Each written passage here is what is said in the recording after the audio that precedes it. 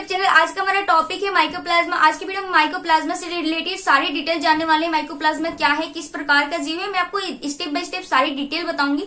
And उससे पहले अगर आप मेरे चैनल पर नए हैं तो प्लीज चैनल को सब्सक्राइब करें एंड वीडियो को पूरा वॉच करना है, तभी आपको समझ में आएगा। तो आइए स्टार्ट करते हैं, जानते हैं क्या कि माइकोप्लाज्मा यानी कि पीपीएलओ क्या है। जैसे इसको शॉर्ट में हम पीपीएलओ भी बोलते हैं। क्यों बोलते हैं शॉर्ट में से पीपीएलओ, उसके पीछे का रीजन है, अभी आपको मैं वीडियो में आगे बताऊंगी।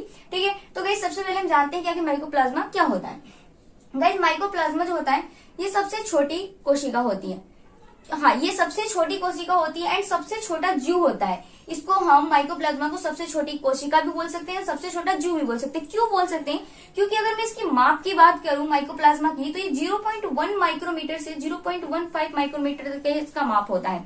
अब लगा सकते हैं कि कितना सूक्ष्म हो सकता है। 0.1 माइक्रोमीटर मतलब कितना सूक्ष्म होगा। ठीक है, तो ये बहुत ही सूक्ष्म होता है, इसलिए इसको सबसे छोटी कोशिका एंड सबसे छोटा जीव कहते हैं। क्लियर। नेक्स्ट पॉइंट है आपका, मोनेरा जगत का ये एकमात्र ऐसा जीव है जिसमें सेल वॉल यानी कोशिका भित्ति नहीं पाई जाती है।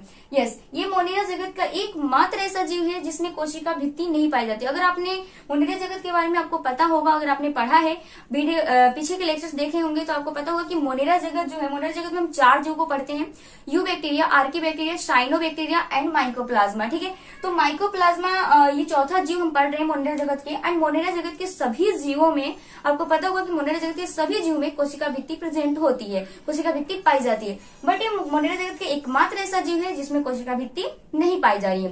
एंड आपको पता होगा कि बैक्टीरिया की जो कोशिका होती है, इनमें जो कोशिका भित्ति होती है उनके अंदर कंकालीय संरचना का निर्माण करता है। ठीक है, कंकाली संरचना का निर्माण से मतलब मेरा कि मतलब उनके एक निश्चित आकार बनाए, मतलब ये कोशिका इसी आकार की रहेगी, निश्चित शेप देने का जो काम करता है कौन करता है, कोशिका भित्ति करती है। जैसे हमारे अंदर हमारा एक निश्चित आकार जो है वो किसकी वजह से, कंकाल की वजह से। तो इनके अंदर जो कोशिका भित्ति है, इनके अंदर कंकाली संरचना का निर्माण करती है, एक निश्चित आकार देती है।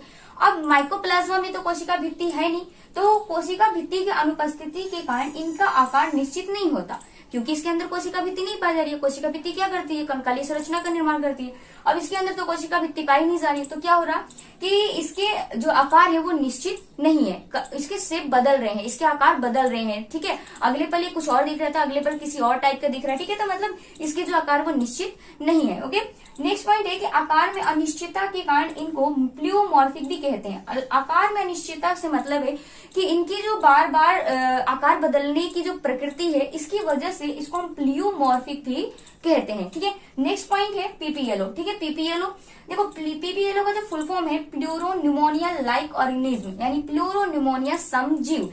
इसका मतलब ये है कि जब ये रोग फैलाते हैं, इसका अर्थ ये है कि जब ये किसी के अंदर रोग फैलाते हैं ना, तो उनके अंदर जो लक्षण दिखते हैं वो निमोनिया की तरह दिखते हैं। इसीलिए इसको क्या बोलते हैं, प्लूरोन्यूमोनिया लाइक ऑर्गेनिज्म बोलते हैं, क्योंकि ये रोग फैलाने पर निमोनिया की तरह लक्षण दिखाते हैं। ठीक है, आप यहाँ तक तो आपको आई थिंक क्लियर हो गया होगा। ठीक है, नेक्स्ट पॉइंट है हमारा वो है कि ये अवायवीय शोषण करते हैं। अवायवीय शोषण से मेरा मतलब है कि ये ऐसी जगह पे शोषण, मतलब ऐसी जगह पे रहते हैं या ऐसा श्वसन करते हैं, हम कह सकते हैं जहां पर वायु ना हो। ये अवायवीय यानी अनोक्सी टाइप का शोषण ये करते हैं। ओके, नेक्स्ट हमारा पॉइंट है ये जंतु एंड पादप दोनों में रोग फैलाते हैं। मतलब ये जंतुओं में भी और पादपों में यानी कि वनस्पतियों में भी ये क्या करते हैं, रोग फैलाते हैं। ठीक है, पेड़ पौधों में भी क्या करते हैं, रोग फैलाते हैं।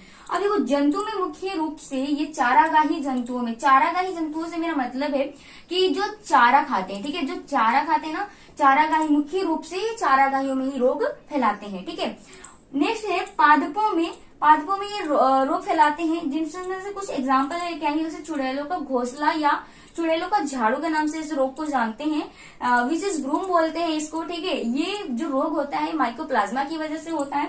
नेक्स्ट है लिटिल लीफ ऑफ ब्राइंजल, यानी कि ब्राइंजल की छोटी पत्तियां। ठीक है, मतलब जो बैगन है उसकी पत्तियां छोटी हो जाती है, इस टाइप का कुछ रोग होता है पादपों में, तो ये इसकी वजह से होता है माइकोप्लाज्मा की वजह से। तो ये एग्जाम्पल्स थे एंड ये जो मेन टॉपिक है, जो मेन पॉइंट है माइकोप्लाज्मा से रिलेटेड मैंने आपको बता दिया है। एंड आपको वीडियो अच्छी लगी तो प्लीज वीडियो को एक लाइक जरूर करना एंड चैनल पर नए हैं तो चैनल को सब्सक्राइब करना। Thank you for watching.